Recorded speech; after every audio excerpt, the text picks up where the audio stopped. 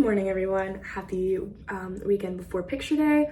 A couple people said that they needed just a little bit of help with their base face. I decided that making a video that I could send out would be a lot faster than showing all of you guys individually in real life. And then if you ever have any clarifying questions that you need, ask myself, ask another one of your captains, or ask literally anybody who knows anything about makeup or show choir. All that to say, this might be different than what you see other people do on YouTube, what you see even other people do for stage, and that is because everybody does different things for their face, and everybody thinks that certain things work better for them. So what I do is what I do, and that might not work best for you. So just tweak things based off of what you think will work best for you. Okay, so I am doing my makeup the way that you will likely be doing your makeup, which is on the floor with the world's smallest mirror. So this is my caboodle. You should really consider investing in one of these. Like, it's just so helpful. I take it with me everywhere I go for competitions, and it just holds all of these products super well. I got this one for like $10 at TJ Maxx. It doesn't need to be a serious investment. None of this does. Okay, so first thing I do, I open up my little caboodle, then I take my scrunchie, because normally in the past when we had to do bumps, I would never do my hair before I did my makeup because I could never do the bump, and I always had to ask someone to help me. But I'd seriously recommend just pulling your hair back, because then you can see your face a lot better. First product we're using, primer. It just helps prep your face for all the products that you're gonna be putting on. And it also helps everything stay on there a lot better, because normally the makeup that you're putting on is gonna have to last you the whole day. So mine comes in a little squeeze bottle. I just take some and I do little dots all around my face. A lot of people in the show choir room will use their phone cameras just to see what they're doing to their face. You could also just use like this, I got this little travel mirror. And what I do to blend this in, I don't think you have to do this with primer, that's just what I prefer to do, is you use a makeup sponge. And in order for your makeup sponge to work well, you gotta wet it down. I'll explain what I'm doing a little bit better later, but I've seen a lot of people wet their makeup sponges just by like a water fountain, a water bottle, which I wouldn't recommend that because then it ends up spilling everywhere. Let it blend it in. After that, I start with foundation. So this is a Neutrogena foundation. I don't love this bottle, the way that you have to like dump it out on your finger, but you know what? You just whatever works for your face, and you just kind of do the same thing you did with the primer, but this time you're gonna just want to try to cover every major area of your face. So I put dots on my cheeks, on my chin, on the bottom of my chin where it'll meet my neck. Okay, and then this is where blending starts to become really important. So this is where I'd really suggest getting a mirror, and there are sometimes a couple small mirrors in the room, but normally mirror space is severely limited. I'm being a lot more careful with blending here, because if you don't blend correctly, then your foundation will look super streaky on stage.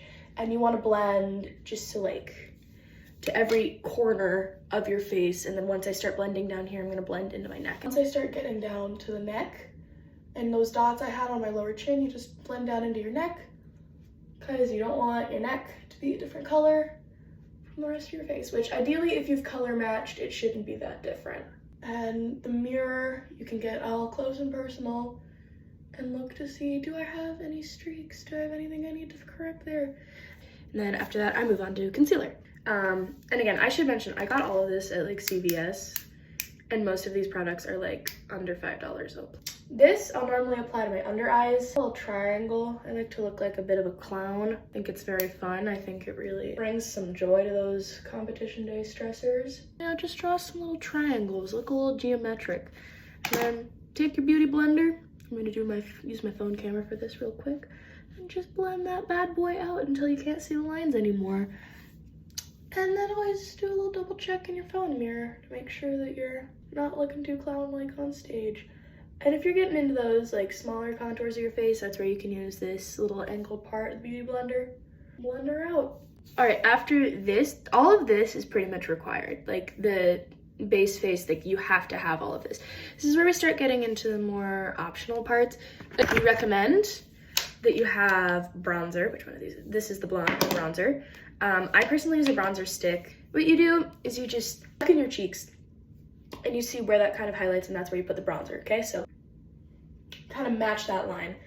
All right, just kind of act like you're a toddler who's discovered lipstick for the first time, and you just kind of chuck it wherever you're feeling. So like I like to highlight my forehead, I like to highlight the sides of my nose. That on either side of your face. I'll mention what this does while I blend it out. This kind of like mimics a natural tan, and it gives you a lot more color on stage, which for anybody in the lovely, lovely Iowa winter, you don't have a lot of color. So it's nice to have something that can make you look a little bit more sun-kissed.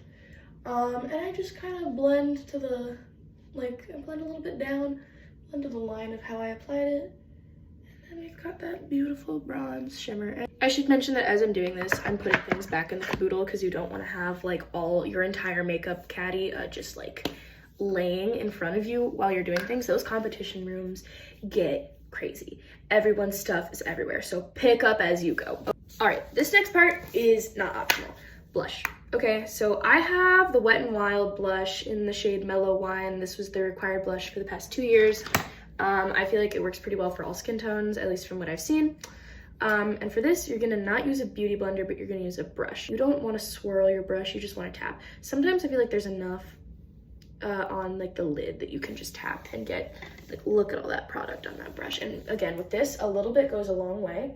So you just wanna gently tap that onto your cheeks. Okay, and last thing we're gonna do for the base face is the finishing powder. This is what's gonna make sure that it just kind of ties everything together and it makes sure that everything stays. So I just kind of powder up my brush, take my mirror, and I just straight up just toss it all over my face. And then I normally do just one last look over to see if there's any rough blending spots. Check how it's looking on my neck, stuff like that. That's how I do my base face. So this is the finished look. She's so fun. I feel like mine is pretty light. Like, you wouldn't know that I have makeup on looking at me, but it is very, very helpful for stage, which I'm not going to film because that's something that you all need to kind of figure out for yourselves. Yeah, just choose some colors and play around with it for today and have it figured out by Monday. And if it's not perfect on Monday, it's not perfect on Monday. Just do your best. Okay, this is my first attempt at the eyeshadow, and I'm realizing I should probably go over how to do the lashes. Never have mascara on while you're trying to put on your lashes because it is going to make things so much more complicated than it needs to be. And you might notice, hey, this is a little bit longer than my eye. It almost definitely is, which is where our best friends, the scissors, come in. So we're gonna need to snip off part of this lash to make sure that it fits your eye. So I'm gonna do like 2 of the little clumps there. All right, and it looks like that's gonna work. And normally your eyes are the same length, so the same amount that you cut should work for both lashes. Now, I know some people really need like help with this. Never be afraid to ask for help because we all have our strengths and we all have our weaknesses. So what you're gonna do is you're gonna take some eyelash glue. You just kind of gently apply that across the lash. If you're looking at your lash, you may notice that one part is shorter than the other. Like, it gets longer gradually as it fans out. That means that the shorter part you're gonna wanna apply towards your inner eye, and use a mirror for this, don't use your phone camera. And just apply that as close to the lash line as possible. And it takes a little bit of adjusting, you kinda gotta keep patting it down. And you've got your fake lash on, and you can see why Hughes really prefers these, because this is the side with no lash, this is the side with the lash. Fake lashes can be very helpful. And from there, you can use mascara, but you don't have to use mascara. I personally prefer to. And once again, it doesn't have to be perfect, it just needs to be functional. All right, it just has to look a semblance of good. You're gonna be standing so far away from the judges, all right? Unless it is like a severe screw up, all you need to worry about is being seen. All right, and last thing, I pinky promise, the last thing is, how do I get this off of my face? Micellar water. But no, you just gotta, I know this is awful, but you just gotta rip off your eyelash, your fake eyelash, don't rip off your real eyelashes. You take your pad, you take your micellar water, you just kind of splash that on there, and you start a wiping, man. The side that's had one pass over with the cloth, this is the side that hasn't. But no, that is how you do your face for show choir. And again, if you have any questions, ask someone. I promise you someone will have an answer. And that's all for now. Bye.